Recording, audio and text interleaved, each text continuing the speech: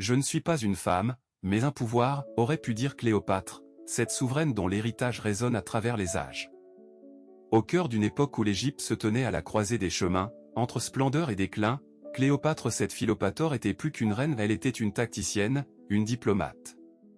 L'Égypte antique, à ce moment précis, était un royaume vibrant, riche de ses traditions et de ses croyances, mais menacé par l'appétit insatiable de Rome.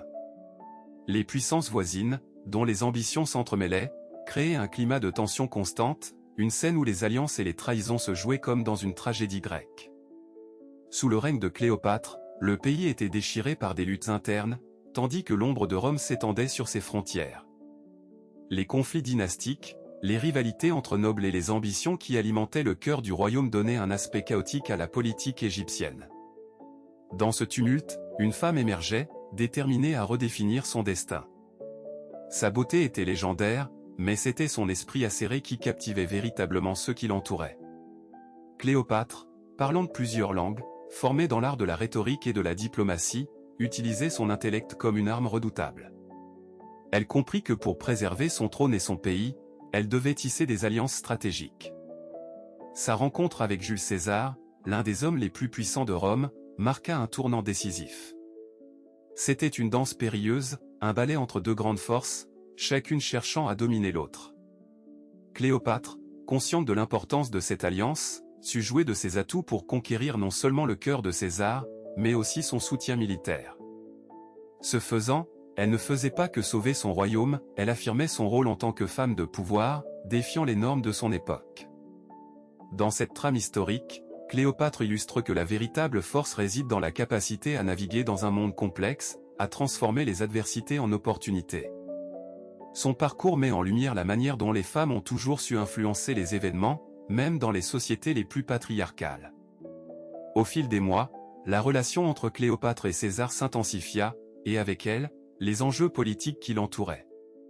Cléopâtre, avec son intelligence stratégique, comprit que sa seule chance de maintenir le contrôle sur l'Égypte était de s'allier à l'homme le plus puissant de Rome.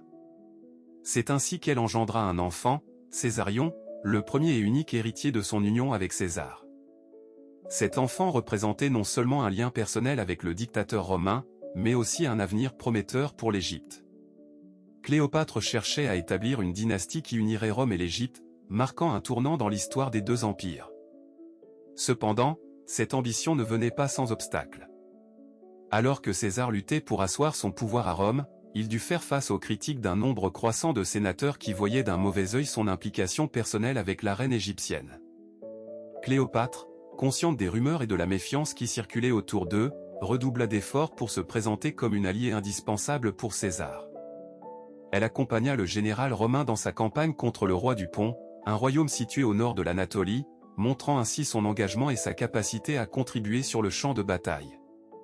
Leurs manœuvres militaires débouchèrent sur une victoire, et Cléopâtre en profita pour renforcer son image en tant que souveraine militaire, capable de mener des troupes à la victoire. Cette alliance militaire était un aspect crucial pour Cléopâtre qui devait prouver non seulement sa valeur en tant que reine, mais aussi sa liberté de manœuvre. Cependant, le destin de Cléopâtre ne devait pas reposer uniquement sur César. À la mort de ce dernier en 44 avenue Jésus-Christ, un vide de pouvoir s'installa à Rome. Cléopâtre, réalisant que son rêve d'unir l'Égypte et Rome à travers César était en péril, se tourna alors vers Marc-Antoine, un autre général romain influent. Leur rencontre à Tars en 41 avenue Jésus-Christ fut décisive, marquée par la séduction et le calcul politique. Cléopâtre, avec son charme et son intelligence, réussit à gagner le soutien d'Antoine, établissant un autre lien crucial pour rétablir son influence. Cette alliance allait permettre à Cléopâtre non seulement de sécuriser son trône, mais aussi de renforcer son rôle dans la lutte intérieure qui déchirait Rome. Ensemble, ils formèrent un couple puissant, mais leur alliance attira également la jalousie et l'hostilité des ennemis. Antoine, distrait par les charmes de Cléopâtre, négligea ses responsabilités à Rome. Les tensions montèrent et, avec elles, le danger qui menaçait leur union. Cléopâtre, toujours audacieuse, ne se laissa pas abattre. Au lieu de cela, elle utilisa la situation à son avantage, manipulant les sentiments romains contre Antoine pour orienter les forces en sa faveur. Les batailles qui suivirent, notamment la célèbre bataille d'Actium en 31 avenue Jésus-Christ, marquèrent un tournant tragique. Malgré leur stratégie et leur préparation, la flotte de Marc-Antoine fut vaincue par les forces d'Octave, le futur empereur Auguste.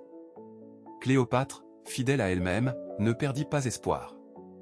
Elle demeura en contact avec Antoine, tentant de le galvaniser alors que leur monde s'effondrait. Mais la situation devint désespérée. La défaite à Actium entraîna la perte de l'Égypte. Antoine et Cléopâtre se retirèrent à Alexandrie, où ils tentèrent de se regrouper. Cléopâtre chercha à préserver son royaume, mais la menace d'Octave était omniprésente. Ce dernier, utilisant la propagande, peignait Cléopâtre comme la sorcière manipulatrice qui avait détourné un grand général romain, ce qui ne faisait qu'aggraver la perception de la reine en tant qu'ennemie de Rome. À ce stade, Cléopâtre était consciente que sa réputation, son pouvoir, et l'avenir de son royaume dépendent de son habileté à naviguer habilement dans cette tempête politique. Malgré l'ombre grandissante d'Octave, elle continuait d'utiliser toute son intelligence et son charisme pour tenter de redresser la situation, prouvant ainsi que même à l'aube de sa chute, elle restait une reine à la force indomptable. Face à l'inévitable confrontation avec Octave, un moment crucial se dessina. Cléopâtre, consciente que tout était en jeu, choisit de faire une déclaration audacieuse, non seulement pour son royaume mais aussi pour l'héritage qu'elle souhaitait laisser. Dans une dernière tentative de sauver l'Égypte, elle rassembla ses alliés et prit la parole avec une passion dévorante. « Nous avons défié la mort et nous avons défié les dieux, mais ce n'est pas à eux de décider de notre sort, s'écria-t-elle. Avec cette déclaration, elle ne se contenta pas de galvaniser ses partisans, mais elle créa une image de résilience qui allait transcender les âges. Ce fut là son moment décisif, la quintessence de sa diplomatie. Elle savait que même si la bataille était perdue, son esprit ne le serait pas. Cette scène marqua le début de la fin pour son règne, mais elle captura à cet instant l'essence même de ce qu'elle était, une femme d'une force incroyable, défendant son royaume avec un courage sans pareil. Cette déclaration fut bien plus qu'un simple appel à l'action, c'était un écho des luttes des femmes à travers les âges et une leçon sur l'importance de la voix de chacun, en particulier dans les moments les plus sombres.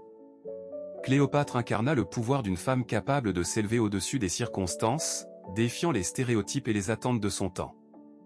Alors que la bataille se déroulait, elle comprit que son véritable héritage ne résidait pas seulement dans ses conquêtes, mais dans sa capacité à inspirer la résistance.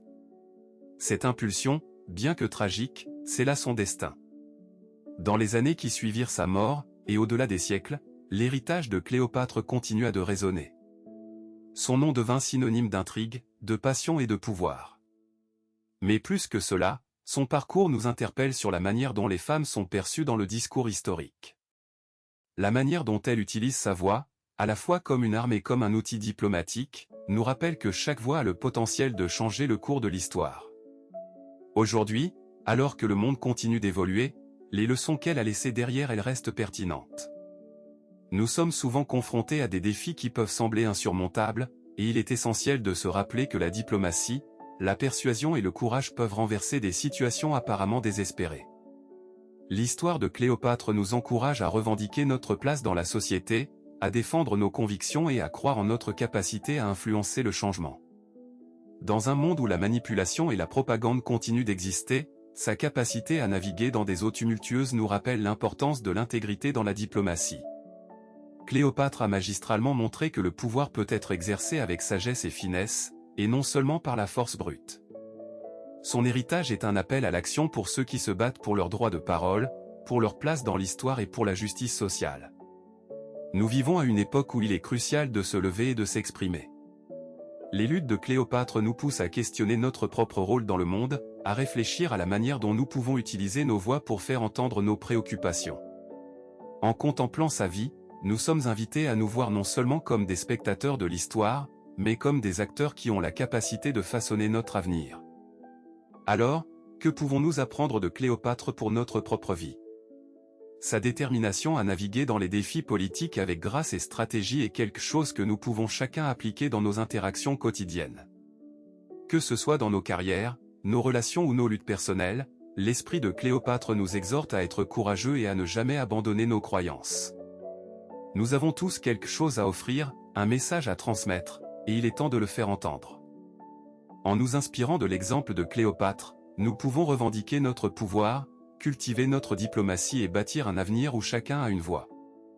La question que nous devons nous poser est, comment allons-nous mettre en œuvre cet héritage dans notre vie aujourd'hui? Invoquons l'esprit de Cléopâtre et engageons-nous à poursuivre une diplomatie intégrée dans notre quotidien, car chaque action compte, et chaque voix mérite d'être entendue.